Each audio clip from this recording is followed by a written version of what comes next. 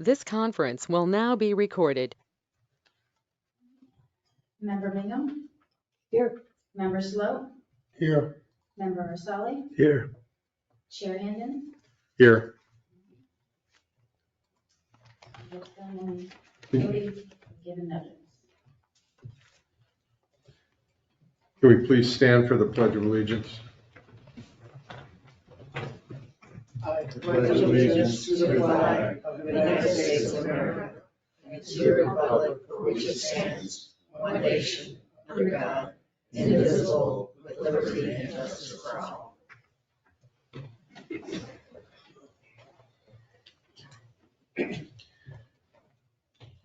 Could you please read the agenda items? The first one is an application submitted by Albert Arnona for a parcel of property located at 6107 North Ocean Boulevard, Ocean Ridge, Florida, 33435, requesting a variance from the provisions of the Land Development Code, Chapter 64, Zoning Article 1, District Regulations, Section 64(1)K, 1A and B, RSC Single Family Residential District regarding the minimum lot area and dimensions to permit a lot size width of 79.12 feet rather than the required 100-foot lot size width, and 13,682 lot area rather than the 20,000 square feet. The property is located at 6107 North Ocean Boulevard. Property phone number is stated and legally described.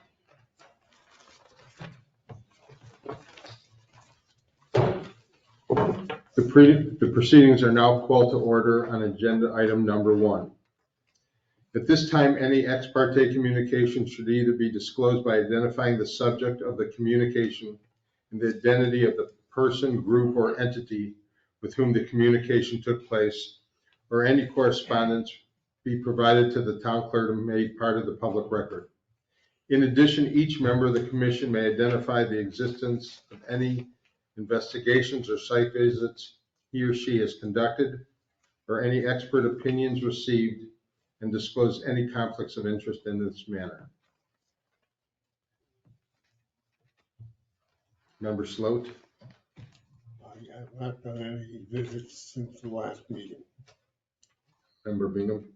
I've got no interviews since the last meeting either. No communication whatsoever. None by myself either. We will then proceed with the hearing on this matter. Will the town clerk please swear in the witnesses? Will anyone wishing to speak on this item, please stand and raise your right hand. Do you swear or affirm to tell the truth, the whole truth, and nothing but the truth? I do.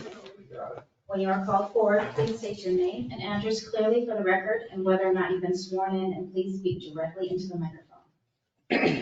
The town staff will now make its presentation on this matter. Good morning, Chair, board members, Corey O'Gorman, Town Planner. This is a variance request for 6107 North Ocean Boulevard to both lot size, lot area, and lot width. As explained in the staff report, this property had been at one point together in the same tax parcel number as the parcel to the east, 6073.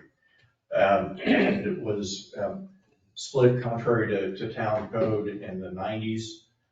That was not the result of the actions of the current owner or the applicant, and did result in the lot being considered not a lot of record, which is one of the issues for the property at this time. It also, as a result, doesn't meet the minimum lot size requirement, the area, the 20,000 square foot area that's required. That was not caught, as is indicated in the staff report, during the development plan review. It was during the building permitting phase, and it has resulted in the applicant requesting the variance. The staff report provides some additional background on other nearby lots, as well as the parcel to the east that was subject to a variance application several months ago to the board. The staff has indicated its analysis of the criteria for granting a variance, and while it doesn't appear to meet all of the criteria, strictly speaking, not granting the variance would deny a minimum use of the property.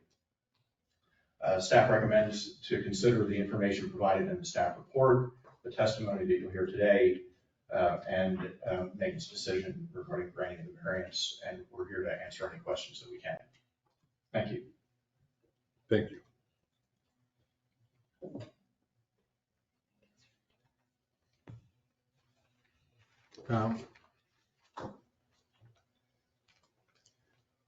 And anything else from the town? No. The applicant will now make its presentation on this matter. Good morning, Al Nar, 6107 North Ocean Boulevard. This application requests a variance from section 64-1 of the town code for minimum lot width and minimum lot area as described within the RSE zone development regulations. The subject lot has 79.12 of frontage on North Ocean Boulevard and 13,682.65 square feet of size. For the benefit of everyone gathered here, I'd like to show the criteria for RSF. RSF meaning residential single family property. You could see under A, the area is 10,000 square feet of space and a width of 80 feet width. And we can go up to the next slide, which is RSE, residential single family estate property, which is 20,000 square feet and a width of 100 square feet. When we purchased the lot in 2010, it was in this configuration. There was no ability to expand it in either direction. Realizing that the property cannot be expanded in size would be considered the special conditions that would prevent me from complying with the code. The property was the current width and size when we purchased it. It wasn't made this size as a result of something we did. Can we put up the overhead, please, for the zoning map? Granting this variance will not confer any special privilege compared to other lands, buildings, or structures within the same zoning district. Looking at the current RSE zoning district, there's only one property that meets the RSE criteria. That property is located at the northwest corner of Old Ocean Boulevard and Corinne Street. All the other properties from Corinne north to Anna Street are similar in lot width and lot area with the RSF zoning criteria. Homes located north of Anna and south of Ocean Boulevard meet the criteria of RSE. Without this variance, I would be prevented from enjoying all the rights and privileges to build anything on the property. Whereas other nearby properties were all developed within the RSF guidelines.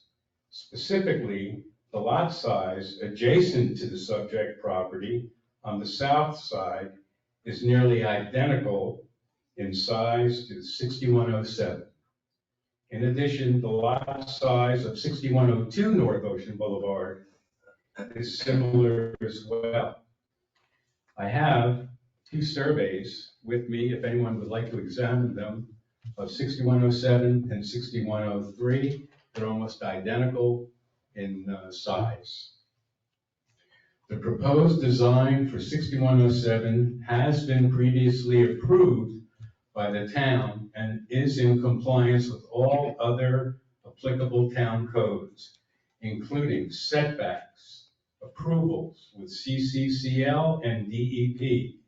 As such, approval of the variance would not impact public safety and would not be injurious to the area. To date, we have spent in excess of $250,000 for architecture design and revisions as required by the town. Site work, including soil drilling and purchasing of all windows and doors for the new structure. surveys, installation of a water line, marketing, computerized renderings, and advertising. After learning that we do not need pilings, we are now required to install them, which we will most certainly comply. Although we have been gentle in manner, we remain resolute in our execution with all town requests. If you could please show the rendering of the property. This is the front of the property. The square footage of the proposed structure is 4,400 square feet. It is perfectly sited and unobtrusive to the area.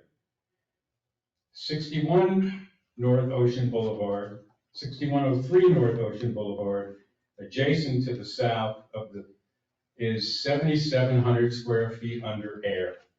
6102 North Ocean Boulevard is approximately 7,200 square feet under air. Can we show the east side? This side is facing the ocean. This is on Old Ocean Boulevard. Granting this variance in construction will bring value to the surrounding area. As an example, there are 2 homes located across from 6107 on the east side of Old Ocean Boulevard. Both homes were gutted and renovated while remaining within the original footprint. The home located at 6059 Old Ocean Boulevard was purchased in 2013 for $2 million. Renovated and sold in 2019 for $3,115,000. The home located at 6029 Old Ocean Boulevard was purchased in 2015 for $3,625,000. It was renovated and granted a variance to erect a separate garage building with a room above it. It sold in 2021 for $8,900,000. It's currently back on the market for $15,500,000. Lastly, the home at 6103 North Ocean Boulevard was purchased for $3,225,000 in 2010. It received a minor exterior facelift and paint, new landscaping. It sold in February of 22 for $6,790,000. The granting of this variance will not confer on the applicant any special privilege. I respectfully request relief and ask the board to grant this variance. Thank you for your time and your consideration. Thank you, Mr. Mayor. Thank you. At this time, any other member of the public who wishes to submit relevant information to the commission may come forward and speak for a maximum of 3 minutes each. Please indicate whether you are for or against the project or neither for or against the project.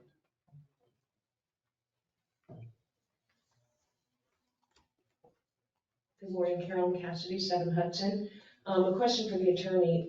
If this was a legal lot of record, which has been much discussed, would they need these variances? Or would it be considered grandfathered? It would be considered grandfathered in because it would be non-conforming, and under the non-conformity provision in the code, lot width and lot size are considered grandfathered in. So the fact that it's not a legal lot of record was discovered in the proposed development of the property across the street, which was divided from this property back in '96. There was something that happened where it was not properly recorded by the town, therefore it's not a legal lot of record. And my understanding is we are trying to clear that up.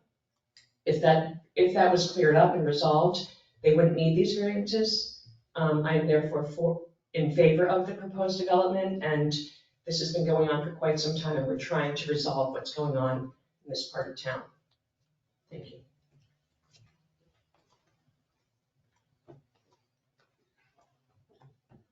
Terry Brown, Harvard Rock South. I speak in favor of your approval of this variance. All other items being equal, he's met the hardship requirement, in my opinion, and you should approve it. And I didn't really need to speak because he does such a fantastic job presenting his own case. But that's the issue with this area, and that he needs to have it approved to develop it. Thank you.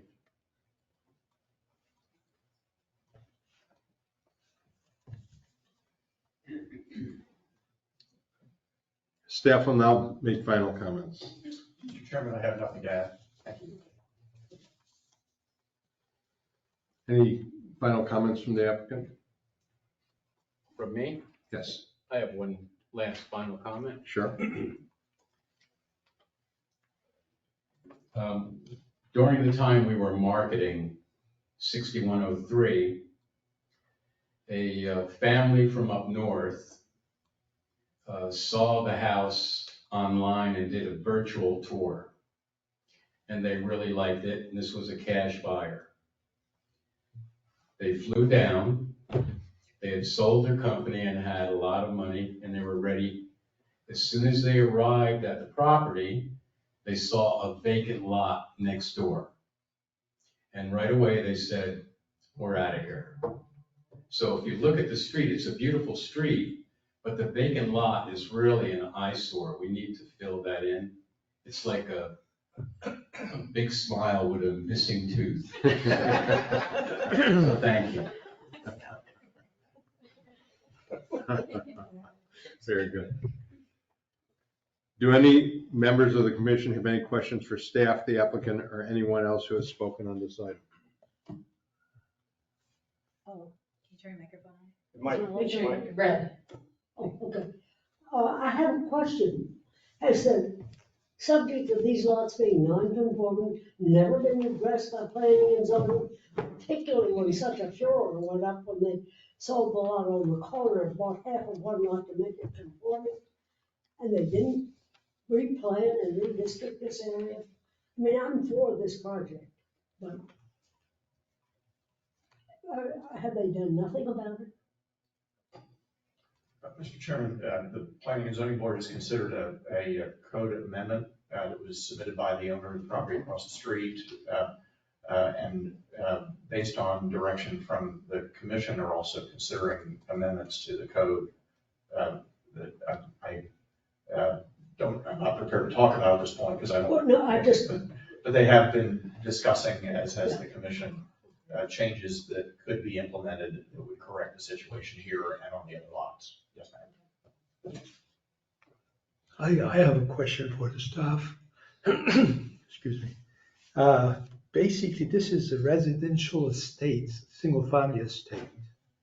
And what we're looking at really, if we would go into a residential single-family, my question is there a difference between the maximum square footage that can put into a state versus the single family, just a regular single family? Yes, sir. If I understand the question correctly, the minimum lot size for the RSE district where this property is located is 20,000 square feet. The minimum lot area for the RSF, the residential single family, is 10,000 square feet. So if it was RSF, they would at least meet the minimum lot area requirement.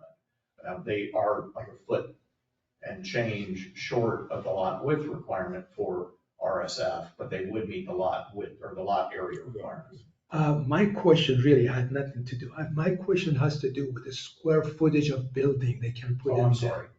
That's my point. Is there a limitation? Yes, sir. Because what they're asking is 4,400, and that was based on the RSE. If we grant this, then obviously we're doing it based on the RSF, and that would, is it going to be diminishing the square footage, or that they can still, that's within the limit? No, sir, it wouldn't diminish the square footage. If you granted a variance, it would just be a granting of variance to the lot size and the lot area. It wouldn't reflect the other lot building requirements of the RSF district. Okay. I think the maximum lot coverage of the anticipated project on the square footage still comes in at 32%. So Okay. I think That's it's my question. fine. Okay. I have a question, Mr. Nar. You know, I took a look at your plans, beautiful house. Thank you. For whatever reason, it seems as if the home is shifted a bit to the north on the lot. And because of that, you have like a 25-foot easement to the south, but to the north, it seems as if the spa and your AC pad encroaches into the easement. Were you aware of that? No. Okay.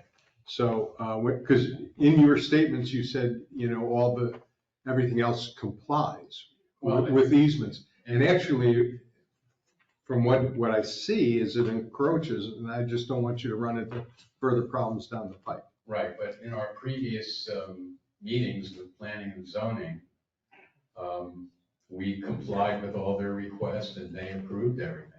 So, I thought we had achieved all the setbacks and requirements. I think that's something, well, at least from the, I think you passed it up on the drawing. Let's go back. Yeah. Yeah. Yes, It is. If you look, the spot, yeah, Yeah. that's 61. The right house. that's the right house? That's not the right house. Is that 61, right? No, that's 6103. Yeah. But I think the next one up, Yeah. there we are. My mistake. Okay, my mistake. We're okay? Yeah, my mistake. Good. Thank you. Sit down. Pulse check. No more revisions. Okay. I now declare this quasi judicial hearing closed.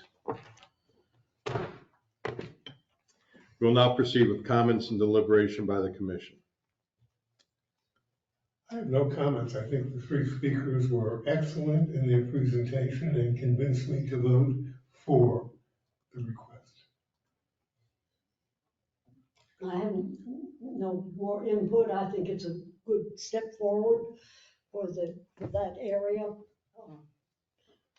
And hopefully we'll have laws that govern all of these properties in the future.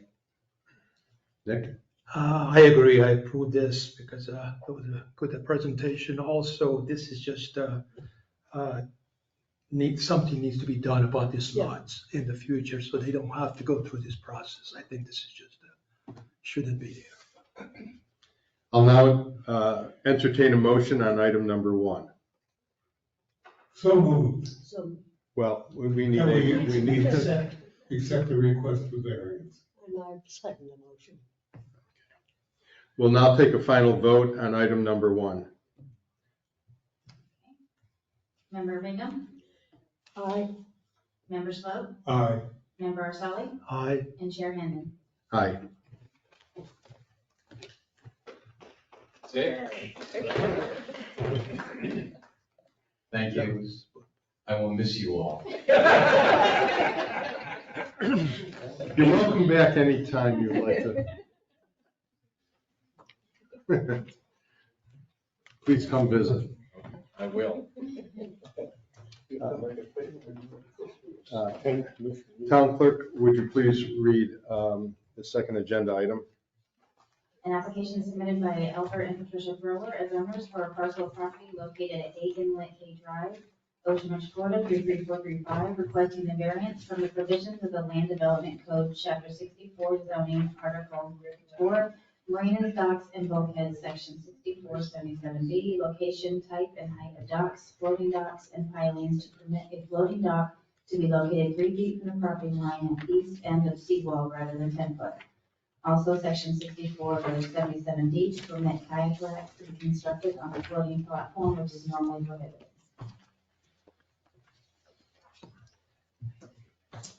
At this time, any ex parte communication should either be disclosed by identifying the subject of the communication and the identity of the person, group, or entity with whom the communications took place, or any correspondence be provided to the town clerk and made a part of the public record.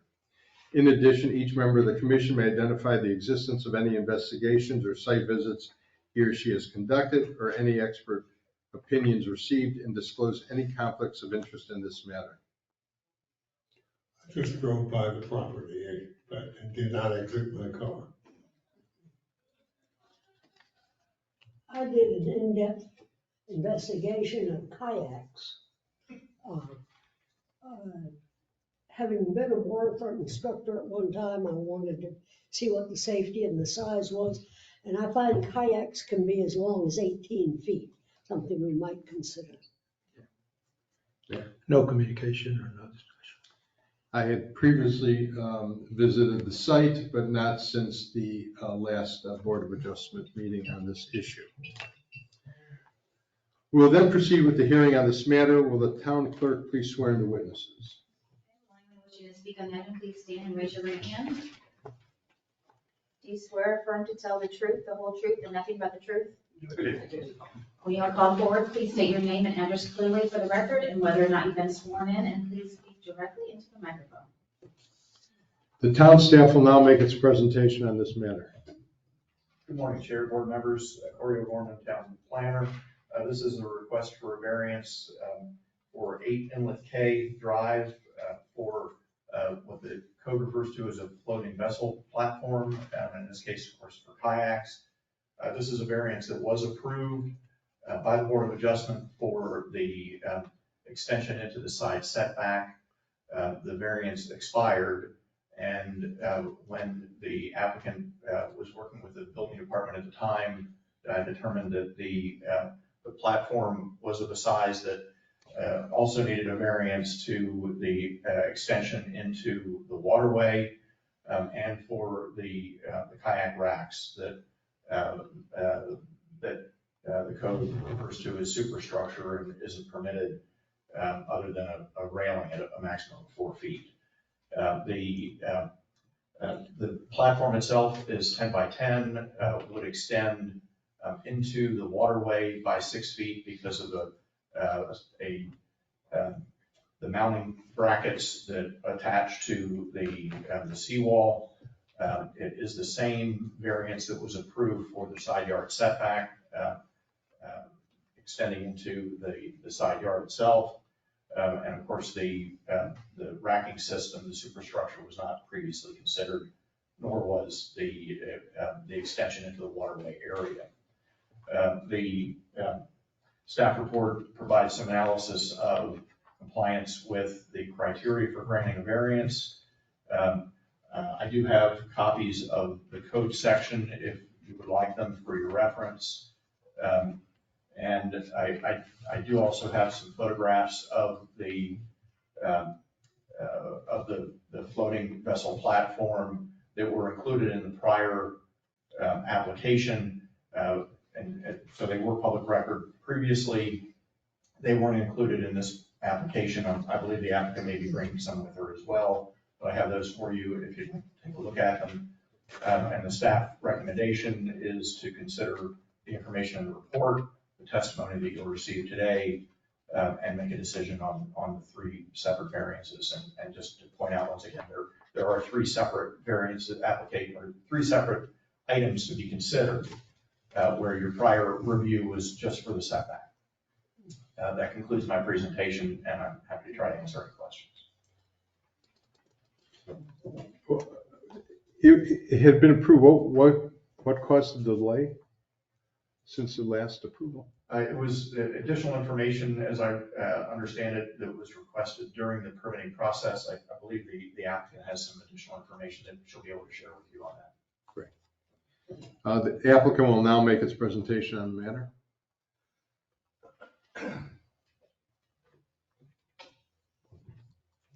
Good morning, and thank you very much for giving me the opportunity to come and speak to you again. I'm Patty Thrower. I'm the owner of 8 Inlet K. And just a little background, because it's been more than a year since I've been here. In November of 2020, we had a marine installer come and put in a 10 by 10 floating vessel platform at our property. I actually suggested the platform be placed to the west of our boat dock. And if you can, I don't know if you have the pictures there. If not, I have some here. I'll put this up.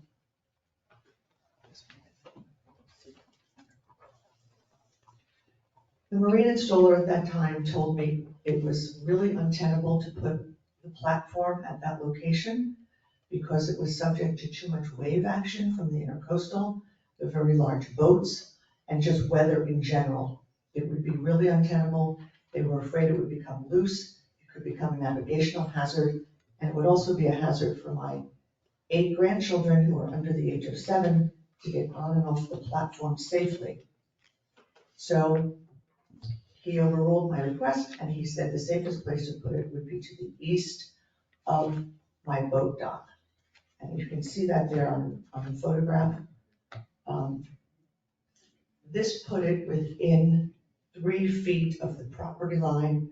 I did specifically ask if we needed any permits for this. He said no, because it was a floating platform with only one attachment to the seawall.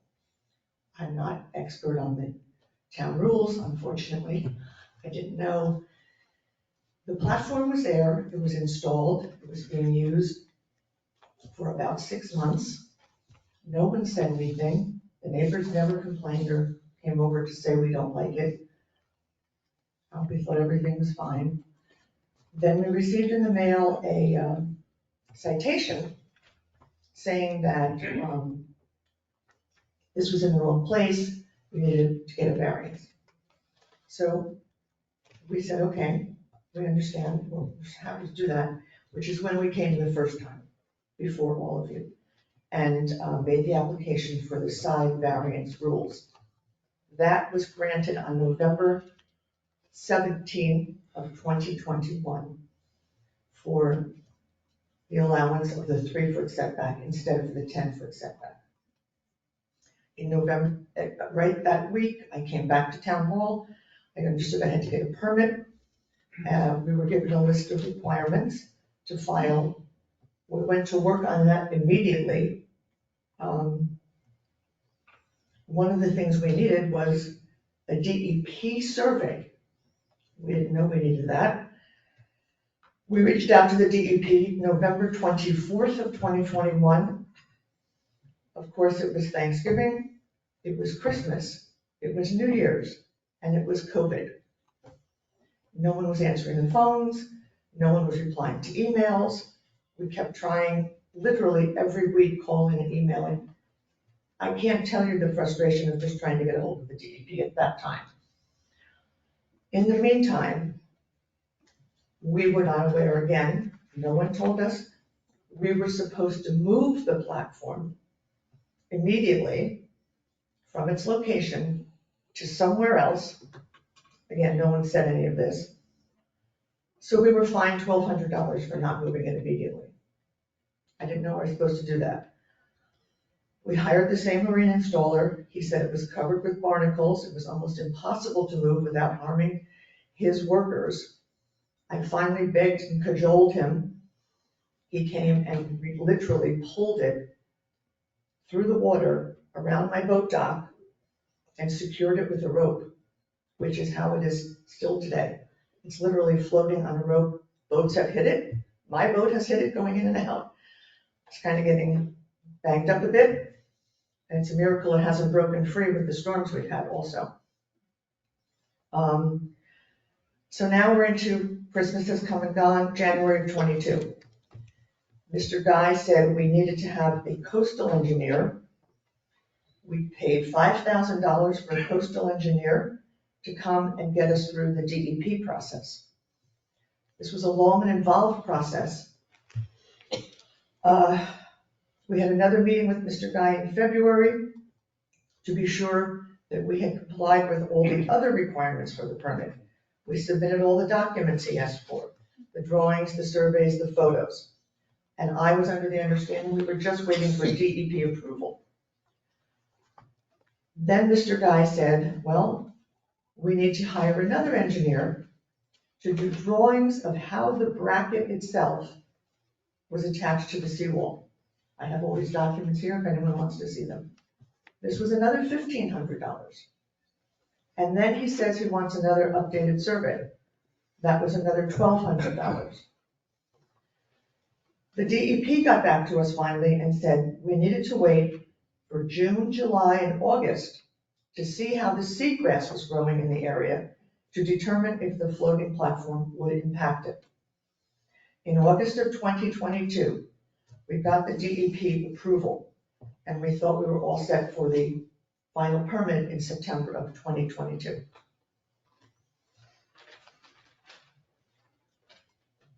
We then met with Mr. Guy. He said, we will never get a permit. I mean, we were shocked, honestly. We've been working hard and honestly trying our very best to get this done. We said, why will we never get a permit? He said, the dock extends more than 5 feet from the seawall. All of this was in our original application. Pictures, photographs, drawings, coastal engineer drawings. He said, sorry, it extends more than 5 feet. We were told this after 10 months of meetings, phone calls, plannings, emails, over $10,000 spent. And then we were fined $3,000 by the magistrate. Unbeknownst to any of you at this time, all the pipes under this house fell. They were held up with galvanized steel. The steel rusted, all the pipes fell, and in May of 2022, in the midst of all of this, I had to move out of the house. Every single thing on the first floor had to be removed. I had to put everything in storage, take down all of the drapes, everything.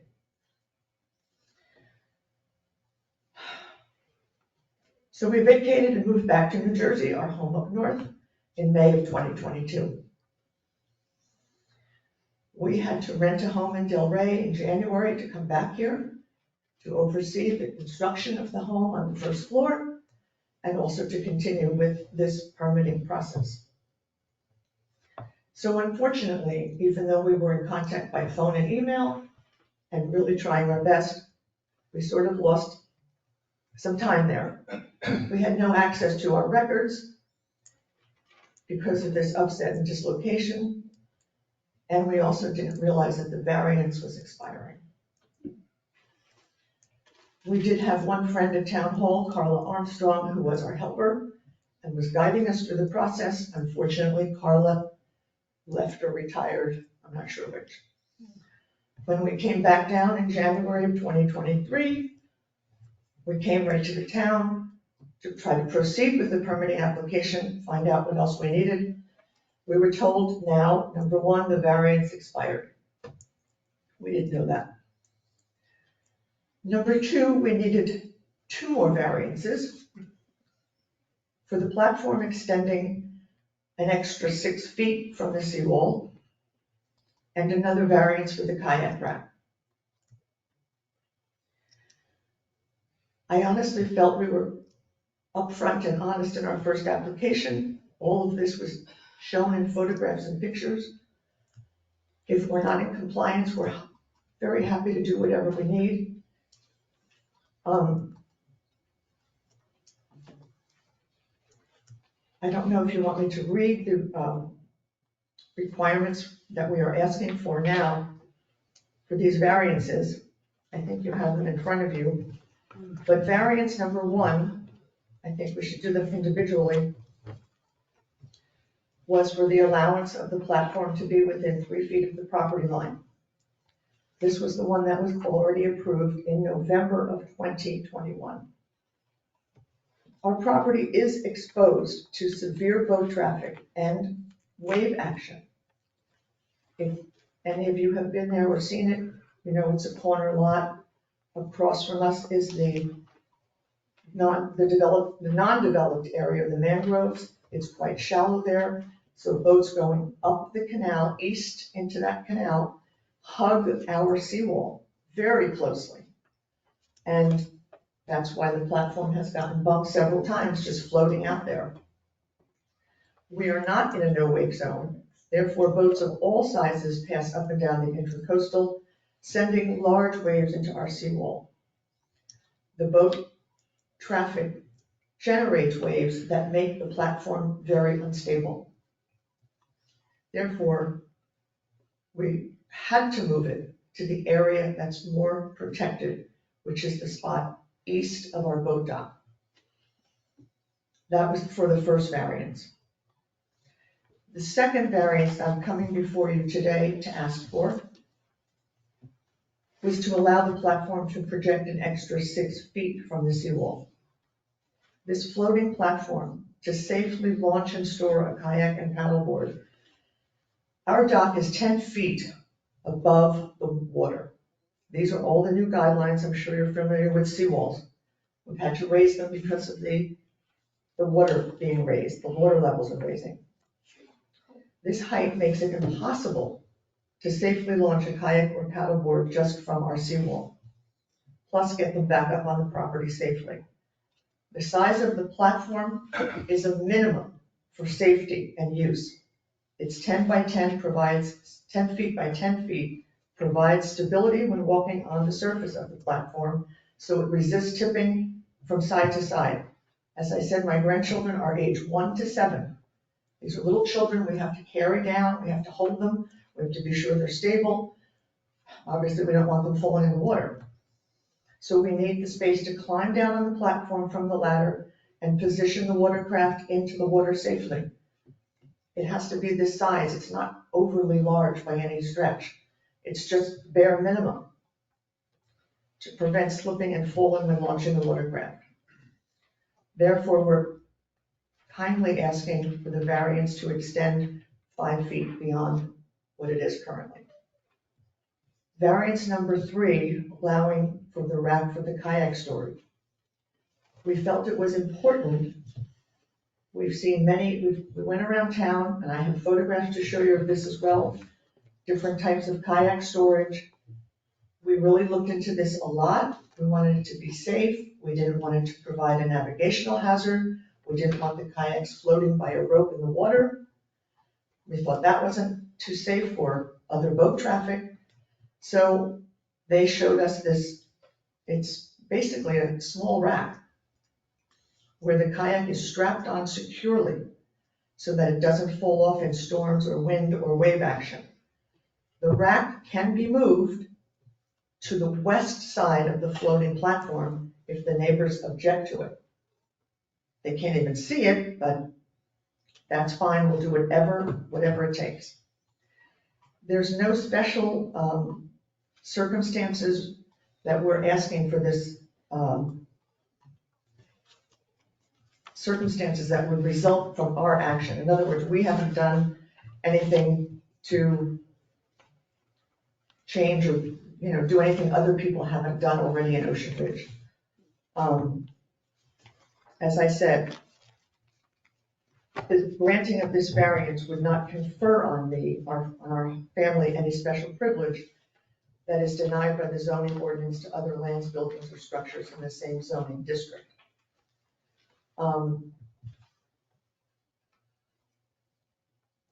I know that one of the concerns of my neighbor at number 7 was that they could see the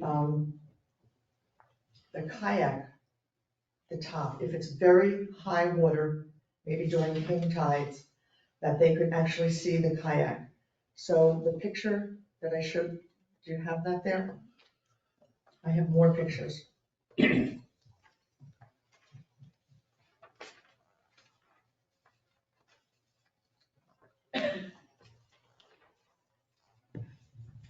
Oh, I'm sorry. I'd first like to show some instances just in our area, just on Island Drive, Harbor Drive, behind the Masonettes and River Road, of different floating vessel platforms that are literally on the property line and extend 10 feet or more and are much, much larger than what I'm asking for, just so we have reference.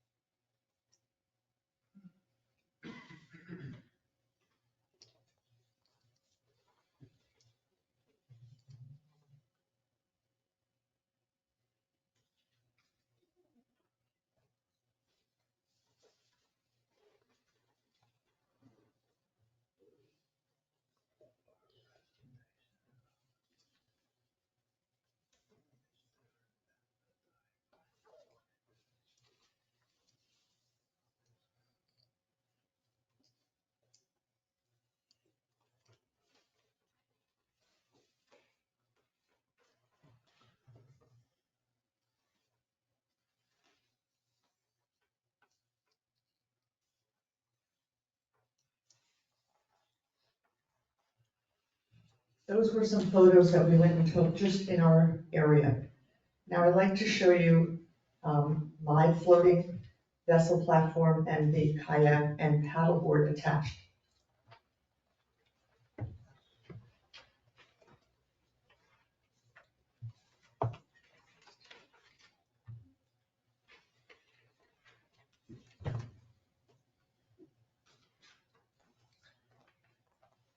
This is at high tide, and I think you can see that the paddleboard barely extends above the neighbor's seawall, which is lower than my seawall because they did it several years before me.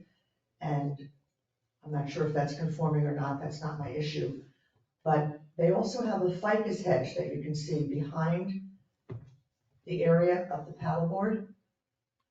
And I know that ficus hedge, that picture you can see was taken November of '21. This was from our first variance application. That ficus hedge measured last week was over 10 feet tall. So it's probably another 3 feet taller than what you're seeing there in 2 years. Honestly, I don't think they can see any of this. It shouldn't be obstructing their view at all. But if there's an issue or problem, we're happy to move that kayak rack closer to our boat ramp, is what I'm saying, just for context. If that would make them happier, that's fine, we're happy to do that. Okay.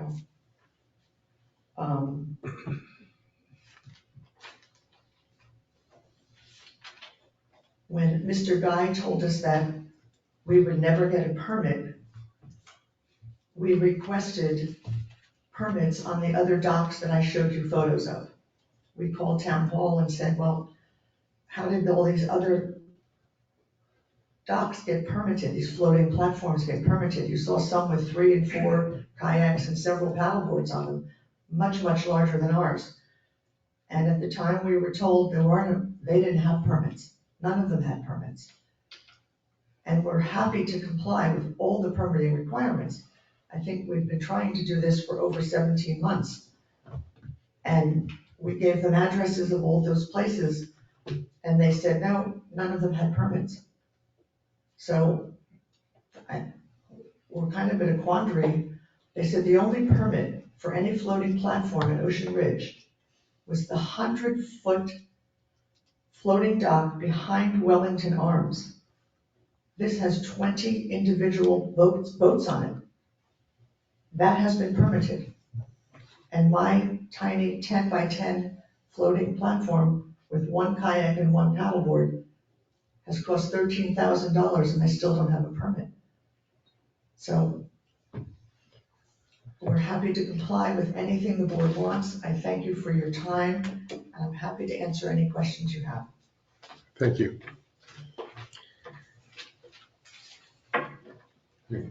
Any questions at this point? I have one question. Do you have any pictures showing from the neighbors looking into the water from the neighbor's backyard? Well, I would have to have gone on their property to get that photo. I'm sorry.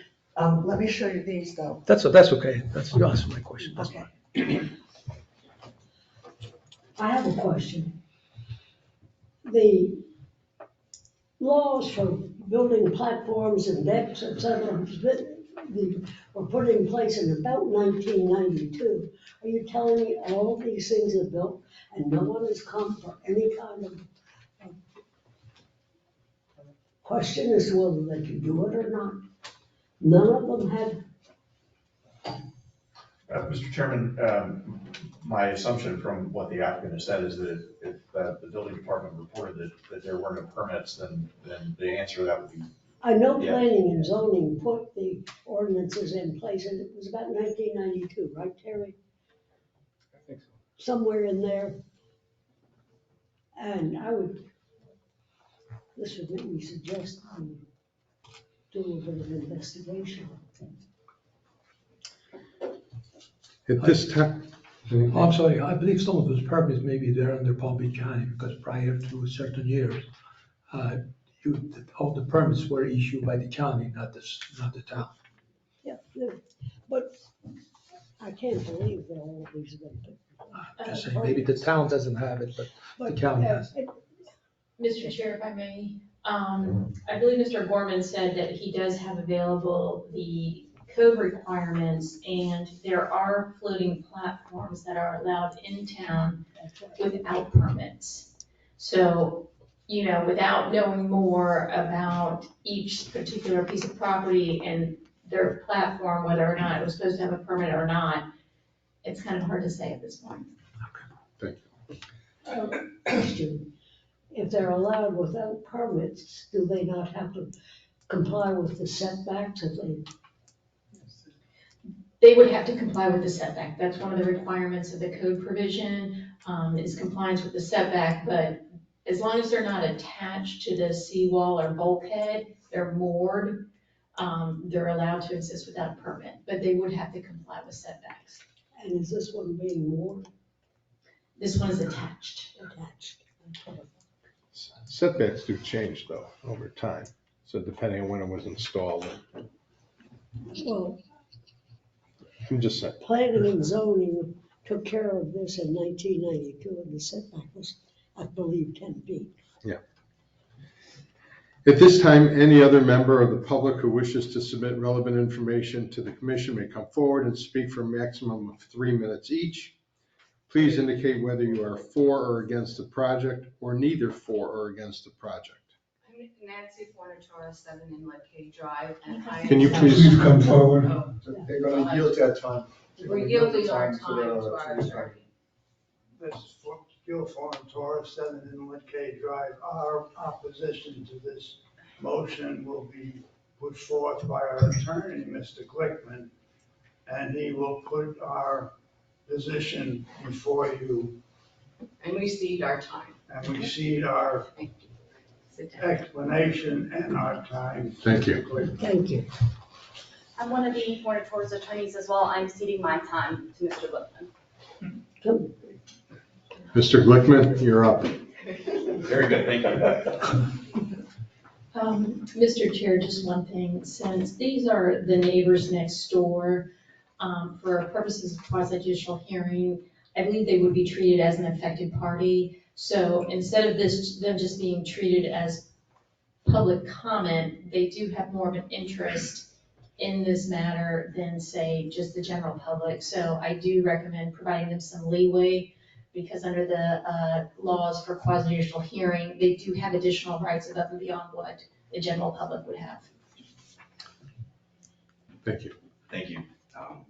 And Madam Clerk, I would request that this be introduced as evidence into the record. Thank you. Good morning, everybody. Thank you to the members for this opportunity to address the board. My name is David Glickman of the Mark Harriman Group, and we represent Gilbert and Nancy Fornatora, who are 45-year residents of 7 Inlet K Drive here in Ocean Ridge, and who oppose the variances that are sought this morning by the throwers relating to their property neighboring at 8 Inlet K Drive. So Lot 8 is a corner lot as the applicant described. Its west property line fronts the Intracoastal Waterway and Channel, and its south property line fronts a canal. And Lot 7 of the Fornatoras is to the east of Lot 8. And so the platform at issue here, it's already constructed. It's located to the west of the existing boat lift of Lot 8.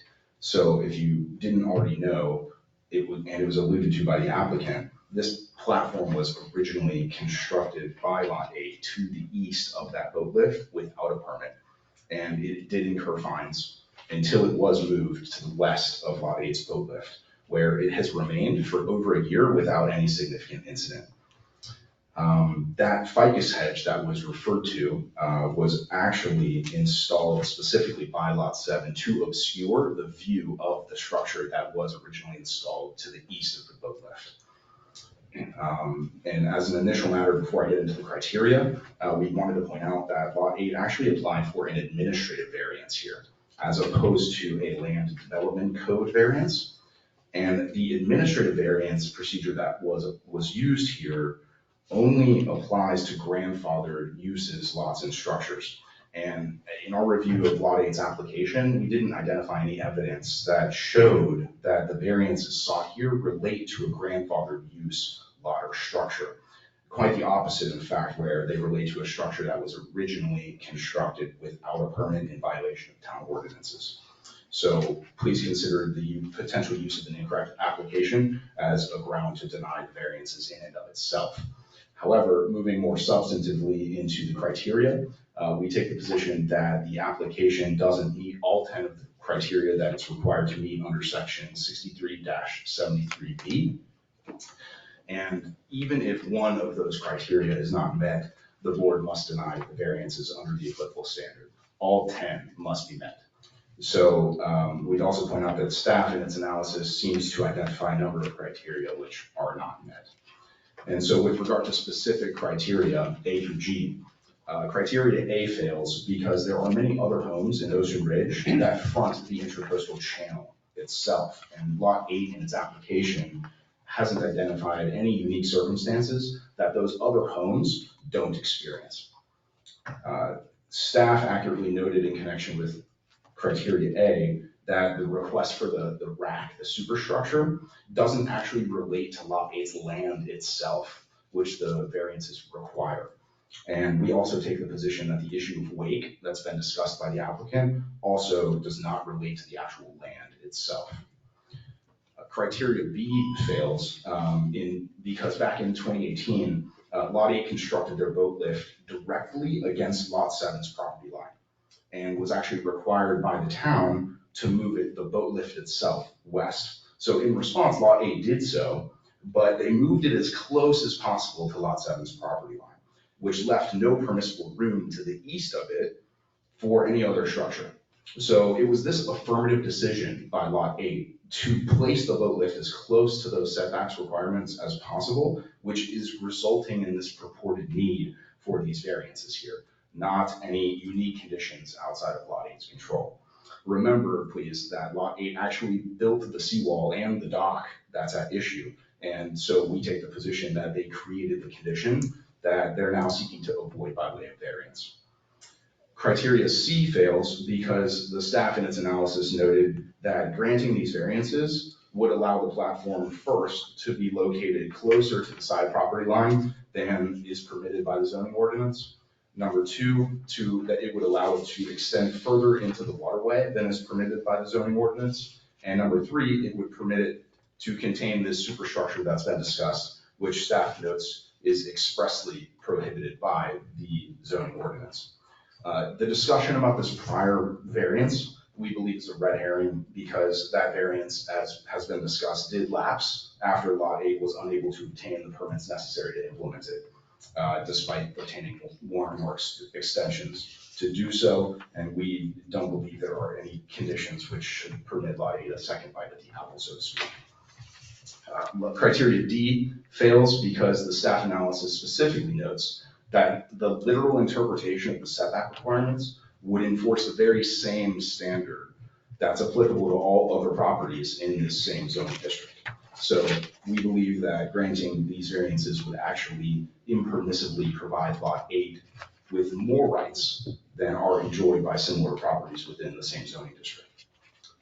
Criteria E fails because no variances are required in order to make reasonable use of Lot 8's actual land. This issue relates to Lot 8's use of the waterway, not its use of its land. And so the conditions at issue, we believe, are self-imposed by Lot 8, and that the variance is really sought mostly for convenience and preference.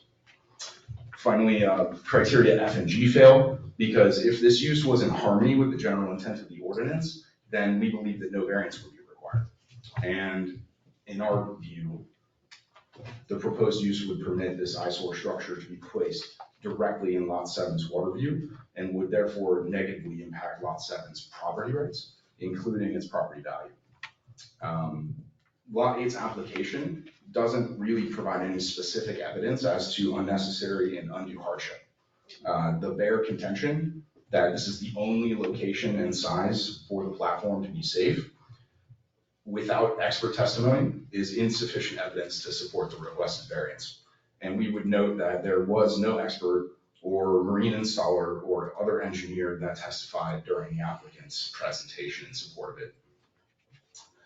Variances, finally, are not necessary when alternative options exist. And we believe that Lot 8 has failed in its application and testimony to present competent substantial evidence that there's a bona fide need to relocate this platform closer to Lot 7, or that they're unable to modify the existing boat lift and dock to avoid the need for a variance, which again, they had built themselves. And so for all of these reasons, we believe it's clear, at least in part from staff analysis itself, that the application fails to meet all of the required criteria. And we would respectfully request that the board deny this application for these 3 unnecessary variances. Thank you for your time and consideration.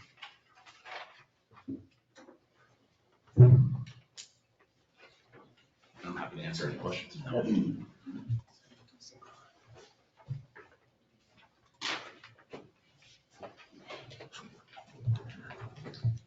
Good morning, everybody. Good morning. Nice to see you. Martin Wischelek, 5 Angle Drive. I'm speaking here, and I hope that you also grant me a little bit more time. If not, we will have people that need to yield me their time. The application that is in front of you is a self-imposed hardship. It's simple as that. It's a self-imposed hardship. If you look at the picture there, this is from Google Earth. It's a recent picture. You see that the boat lift is all the way over to the maximum allowed or closest allowed setback to the property line. Kelly, if you go to the next sheet. This one is the original application that the applicant here submitted to rebuild their dock. And if you look up there, it says existing 60 by 5 foot wood dock with remaining, whatever it says. The other part is there's an existing 4-post boat lift that is supposed to stay in the same location. However, if we go back to the picture, you see that boat lift all of a sudden moved. And it moved closer to the 7 Inlet Quay, and clearly shows that the applicant had moved, when they rebuilt that dock, they had moved the boat lift over, and therefore actually cut away the property that they could have used in order to put their floating platform in. If you go to the last page. This is from, I believe it's 2012. On the bottom there, you see there's a 25-foot setback from the existing boat dock. This is the original boat dock that when the applicant bought the property was there. And they decided that they're going to move that boat dock at one point in the application process when they had rebuilt their dock. They moved that boat dock over to the 10-foot minimum allowed setback. If they would have left it at a 25-foot, they would have had 15 feet to play with in order to put that floating platform in. But they didn't. They made the point of actually moving the boat dock over to the neighbor's property or closer to the setback line, taking all the permissible space that they could at that point, and are now coming in front of you to ask for more because they basically blocked themselves from having a proper platform right there where they could have had it when they should have had it. Superstructure, I go very quickly into it, absolutely has nothing to do with variance. But where in the world does that consider a hardship? That you have to take the kayaks and move them onto the platform like everybody else does? There's no reason for that. A variance is a hardship. It is what the previous applicant was here for. He had a lot that had a very specific issue that came with the property that needed to be addressed. That is a hardship. And that was exactly the reason why you are all sitting here. Board of Adjustments, you need to look at those things. You need to make sense of those things. This is not a hardship. This is an absolute self-imposed hardship. They created it, and they now want to have this any other way. I'll give you a couple of points as to how you can remedy this. There's electric platforms that go up and down just as well as that boat lift that they have installed. Go up and down. You can install that. You can attach it to your seawall, and the platform raises down. It's there for jet skis. You can use it for kayaks. You can use it for anything. The applicant states that there's wave action. Not bringing an expert witness, somebody told him that's under legal terms considered hearsay, would not be admissible in court. Obviously, when you look at this whole thing, right now the platform is on the west side of that boat dock. They said it has been damaged. Well, if it has been damaged, right there when you look, and unfortunately we don't have that on there, when you look at how narrow that passage is between the mangroves and their property, and she even said, the applicant said, you know, the boats are trying to go as close to their seawall as they possibly can. But now she wants to have a variance to extend it 5 feet further out, decreasing the size of the navigable area that any boat that has further down into that canal actually has. So not just that a variance would impact the neighbor, the variance would impact anybody that has boat traffic going down the canal. Again, self-imposed.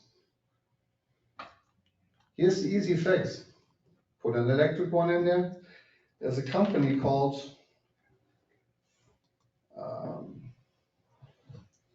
I'll find it for you. There's a company that actually makes a hand crank, very cheap solution. Hand crank one that brings a kayak from a dock down into the water. You hand crank it, kayak goes into water, bring it out, bring it back in, easy.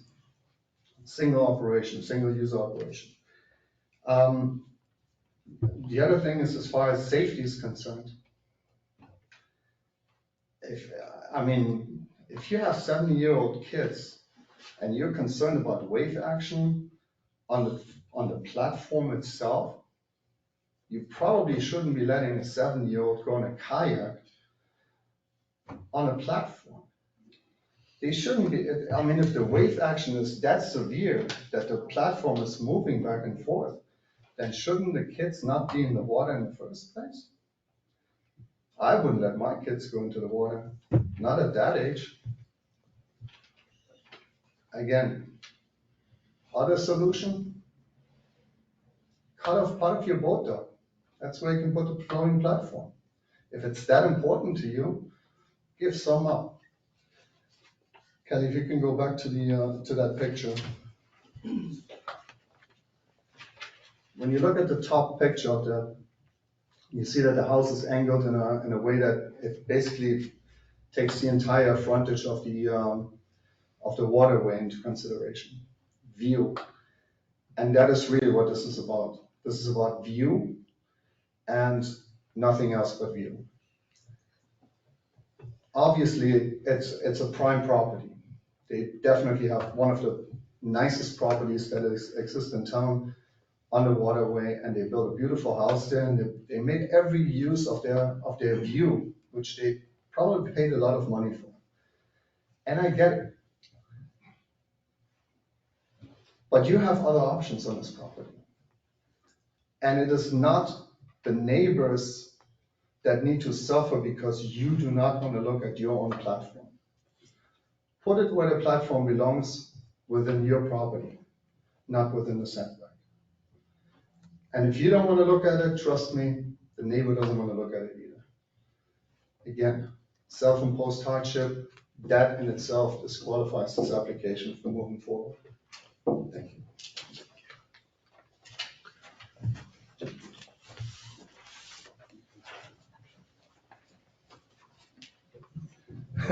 Terry Brown, Harvard I South. For the record, I've been sworn in, and I speak in favor of denial, favor that you should deny these variants. As was pointed out by the wonderful attorney that they have and Mr. Wheelershad, you can't create a hardship and then come in here and ask for relief. That's as simple. They failed miserably on that issue. They built a dock, they built a seawall. I don't know who they were talking to. Their marine engineer must have been not on it, because you don't put the dock so you can't put the floating dock on the side. Thank you.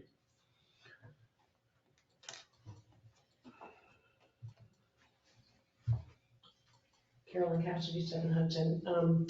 You may recall that when this variance was approved in November of '21, it was a 10 by 10 foot floating dock with the racks. So it was approved as is, and then Mr. Guy found a reason to request further variances. There also was confusion at the time and required some research between Carla and Mr. Guy as to whether a permit was even required, because it is a floating dock. It had to comply with the setback requirement, but there was confusion as to whether a permit was even required. So subsequent to that variance being approved, now new conditions are being imposed. So I just wanted to remind you of the decision that was made in November 21. Thanks.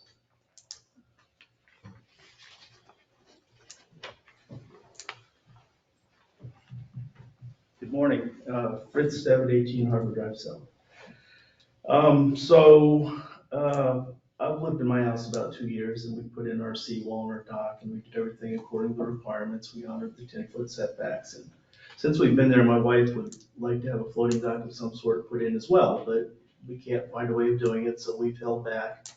And then I was here when this application came through last November, and I understand the concern and the issues, but I don't feel like any of that meets the criteria to grant a variance. And if I'm not mistaken, the code requires that all 10 criteria be met in order to grant a variance. And if there's one criteria that cannot be met, you as a board cannot grant a variance. And I would like to ask the city attorney if that would not be an accurate statement, that all 10 criteria must be met in order to grant a variance. Mr. Chair, that's a correct statement. For each variance, in this case, there's 3, so all the criteria have to be satisfied. Okay. So I'm against the granting of the variance on this project, not because I'm against floating docks or having safe ways to get in and out of the water or to have reasonable places to put it, but because I do not feel it meets all 10 criteria to grant a variance. So thank you for your consideration.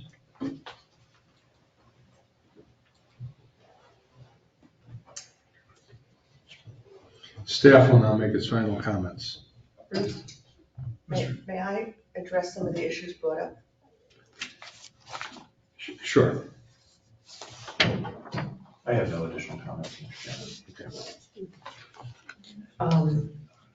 First of all, I really would like to say, anyone to come out on my boat with me and to see if there are any floating platforms with kayak racks on the Intracoastal. I have never seen one. So the attorney's first point was this could be placed anywhere on my property. It really can't be. I spend over $2,000 every year filling in the land around my seawall because of the wave action. You can come and see that the pavers around my property have all sunk. Every single year I have to redo this. Again, it's on me. I bought the property. That's my fault. I acknowledge that. But for them to say that I could put this floating platform anywhere on my property is not a true statement. May I ask you a question? Certainly. They mentioned, do you agree with them that you put a permit for redoing the dock? Is I that would like to correct? address that also, Nick. Thank you for bringing that up. Okay. Yes. And was it, it's just a couple more questions. And was it kind of built further east after the permit was pulled in and everything? No. I bought the property from the people who built the dock and the seawall. That was already done when we purchased the property. The property was, I believe it was built in 2003. We purchased it in 2010. The seawall and the dock that they're referring to, that Martin was referring to, was in place. What we did was, because the property was caving in on all sides, 300 feet left and right, was completely caving in. Our pool was caving in. Okay, my question was really nothing to do with the rest of it. When you rebuilt, did you rebuild the dock in 2018 after you bought the property? Yes, we had to. And you located? To my knowledge, we did not relocate that dock. To my knowledge, everything was put back exactly where it was. I don't know where he got those photos. I really wish there was a photo, if they have one, if the town has one, of 2010, when we purchased the property. I don't have one. The footer was from the permit, actually, it was Those are approved before. permit documents that we requested as. That's fine, you answered my question on that. Yeah, So- to my knowledge, we did not move that dock forward to the east, rather. Okay. That was not, and it was never our intent. If it was moved a foot or two, that was not our intent. There may have been a That was not reason. intention, but maybe. It was never our intention ever to move that dock further east. Absolutely not. That's what I want to tell you. And also, when we say we like the extra 6 feet, I think Martin was confused. It's not going to even extend beyond our boat lift. The platform is within the boat lift. It doesn't extend out into the intracoastal, into that canal at all. So I don't want there to be any confusion about that. It's well inside our boat lift area. It's sticking out now because it's on a tether. It's not sticking out when it's put back in the proper spot. And there are many similar properties where these things are directly on the property line. The floating platforms are on the property line, and I have those photos there. And as I already stated, I know Mr. Martin said, it's all about my view. The area where all of this is occurring is at my garage and my bathroom, and it's not about my view. I don't care about it. I prefer it to be in my view so I can keep an eye on it. There's many days I run out to see if it's still in place. I prefer it to be in my view, quite honestly. And of course, I'm not letting 7-year-old children go out alone. I'm with them, or my husband is with them. So I found that comment a little upsetting. I would not let a 7-year-old go out alone. That's why we have, I would be with them. That's the purpose of it, to spend enjoyable time with my grandchildren. If there's any other questions, I'd be happy to answer them. The dock, you say it was there when you bought the house. Correct. But did you have to reconstruct the seawall and the dock? We didn't actually, everything was put exactly where it was, to my knowledge, Betty. I understand that, but thinking that you wanted a floating platform when you're doing that came much you could not later. have moved it further west, Yeah. so you have more room for the floating platform. Again, to answer your question, you're right, that came later. We did the dock work in 2016 or 17. We didn't have the platform until 2020. It was not we didn't plan to say, oh, we're gonna do this and then we're gonna do that. It just kind of happened that as the children came and the children got older and they wanted to do it, in 2016, we had one grandchild. We weren't thinking of taking her out on a kayak when she was born. How much do these kayaks weigh? I did some research on kayaks and they weigh 45 to 50 up. Oh, sure. So a 7-year-old child or even a young child is not putting a kayak in the water. Cannot do it. In fact, I can't do it alone, to be honest with you. I really need the help. Even when it's on the rack where it is, 2 adults have to take it down and place it in the water, and one would hold it as the child is getting in, and then the other adult got on behind. It's not a big deal, but you have to do it carefully and securely. And I couldn't imagine trying to do this on the Intracoastal with all the wave action that we get. I have one additional question. In the last time this came up, you were going to put pilings down practically on the property line to tax the floating boat dock. Is that generally the way the floating docks are put in with some kind of an iron piling down to attach them to? Sure, I can't answer that question. I don't have that kind of background on floating docks. I believe that was part of the. Mr. Chair, I believe under the existing code, you can use pilings to allow for your floating platform to extend out past the 5 feet. But then again, I believe it has to be moored. In order to do that, it can't be attached to your seawall. So you're correct, as my understanding was, the legalities of this were that we could call this a moored platform if we put what's called a dolphin piling in. And then we could avoid all of this. We would not need a permit, we would not need anything, we could just put it, and we offered that to be done. We offered that, and Mr. Guy said, no, that wouldn't work. Do we have any ordinances against dolphin pilings on property lines?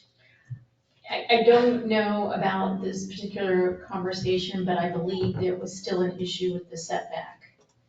That if it was left in the location and moored with a dolphin piling, you still have this setback encroachment, and then it's a different application than what was previously approved. You approved a floating platform the first time around. You didn't approve a floating dock in the sense of where there's a mooring piling, where it becomes a fixed structure. The applicant went from a floating platform, which they had illegally installed and got fined for, and got cited for, to a floating platform that is attached on ends, which made it completely different from what your original variance was. No, that's I not true. don't think not that's true. That's definitely not true, I'm sorry, you're wrong. That's wrong. The attorney? What we applied for was that we still had and have, and we never changed that. And that was the variance that was approved in November of '21.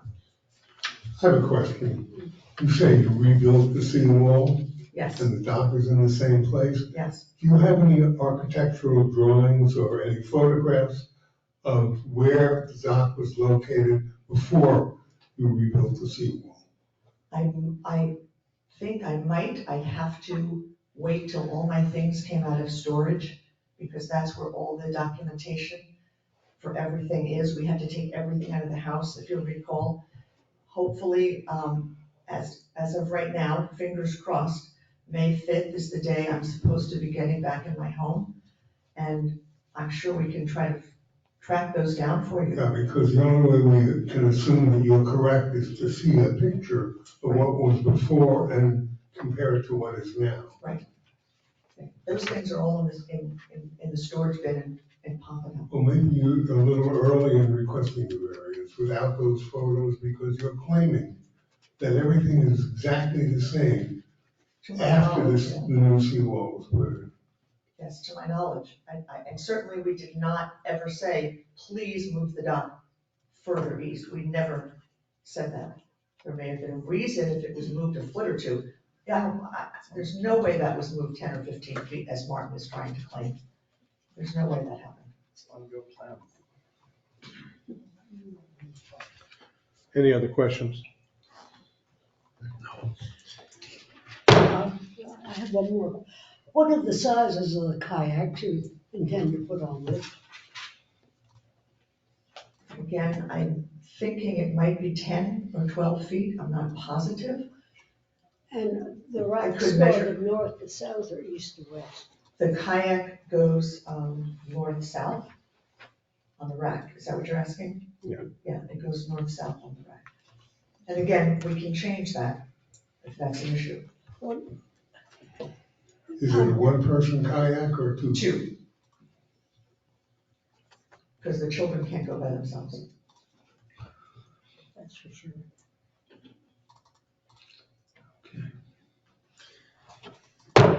I now declare this quasi judicial hearing closed.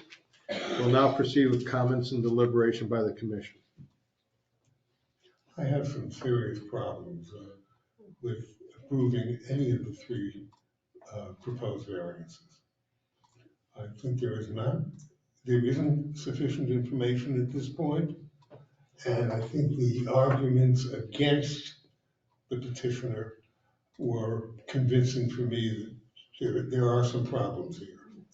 So I will vote against all three variances.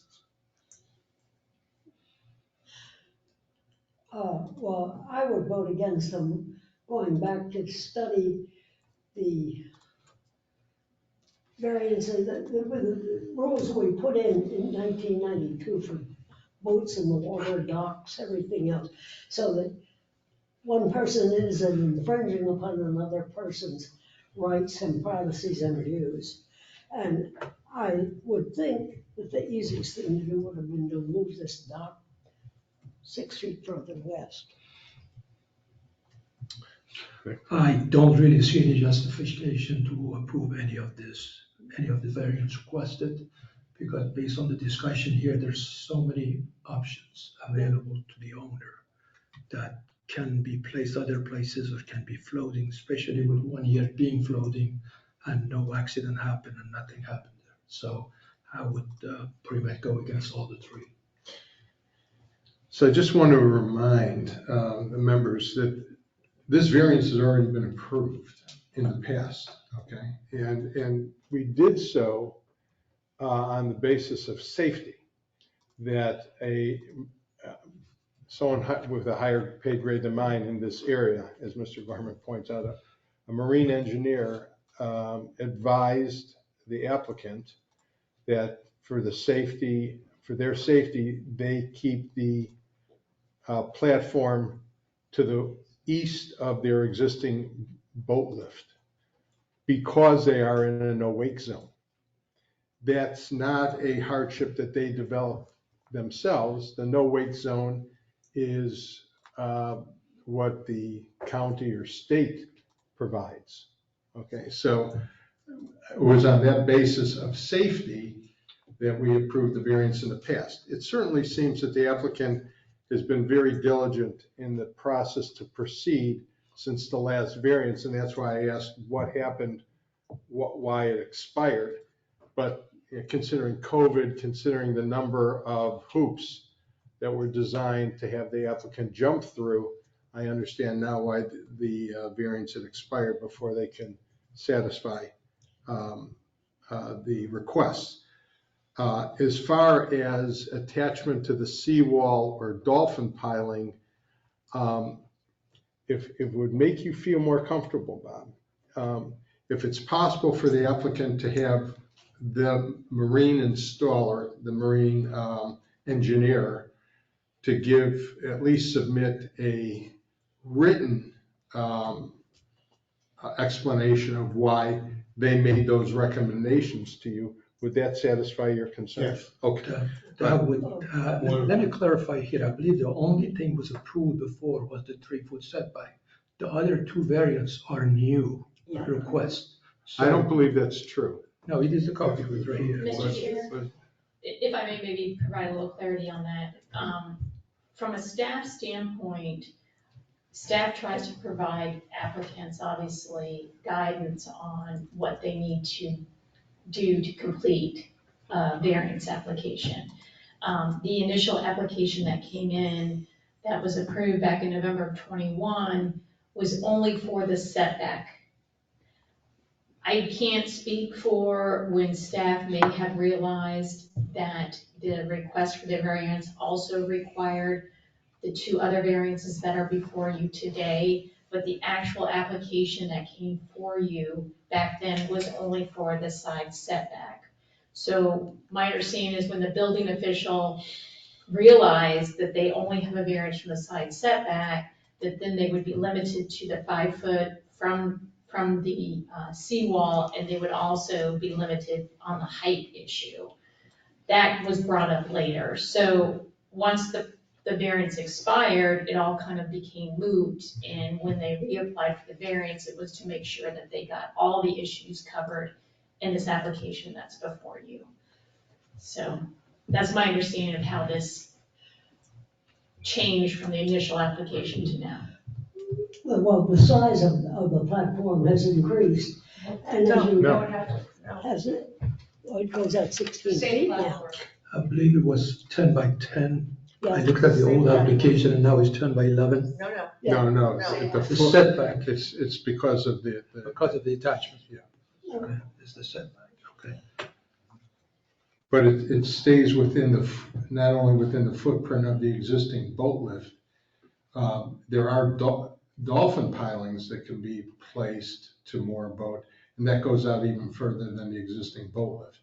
The problem is the channel by the residence is narrow, And probably dolphin pilings at this site would probably be a hindrance to navigation. But that's not even germane to the issue. I believe even the dolphin pilings are not going to be allowed because they still have to have a 10-foot setback from the property line. And then you cannot attach it. No, I'm talking about to the south.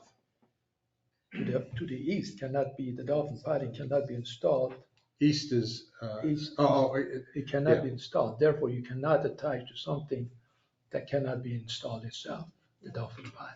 So the only option, I believe the only option is the attachment to the seawall, which it is right now.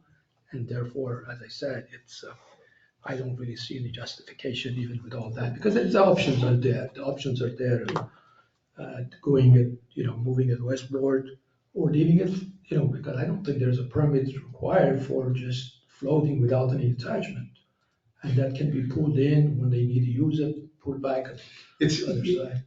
It's a 10-foot drop. You can't pull something like this in. This isn't like pulling a float out of your pool and putting it on your patio. This is a significant drop from the dock down to the water. Okay, that's why you need a ladder to get down to it to begin with. And then you have watercraft that are heavy enough where an owner can't launch it without her help of her husband.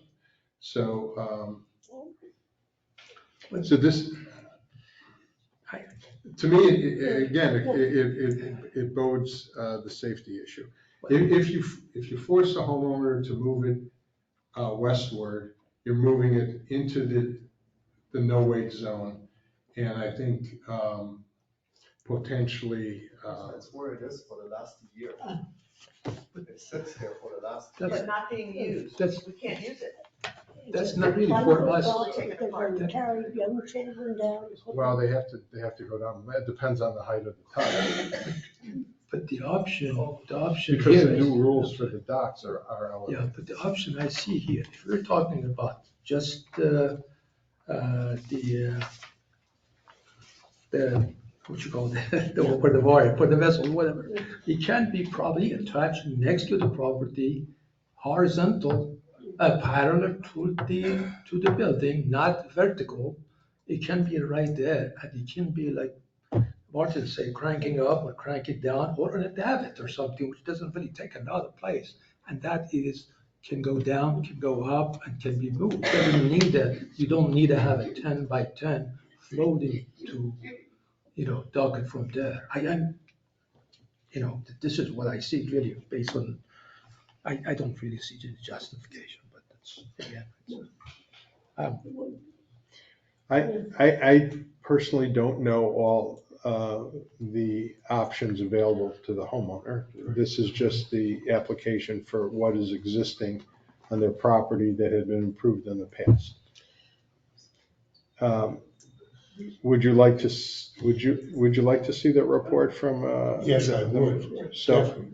So then, do I have a motion to at least table this for now? I withdraw my And motion. until the marine engineer can get back with us and satisfy some of your issues. That would satisfy And then, And also, I would like to have other options. What are the other possible options that there are actually? I second that motion. okay, so Nick, do you want to put this in a motion? Yeah, I request this matter to be put into motion until additional information provided, including the marine, which is just the marine engineering report as far as safety report, and also more options available to the owner. I would like to see the architectural drawings prior to the changing of the seawall, modifying.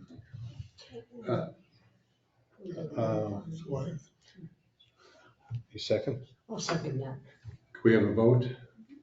Aye. Aye. Okay, pass. So the motion will be tabled until further information can be obtained. Thank you.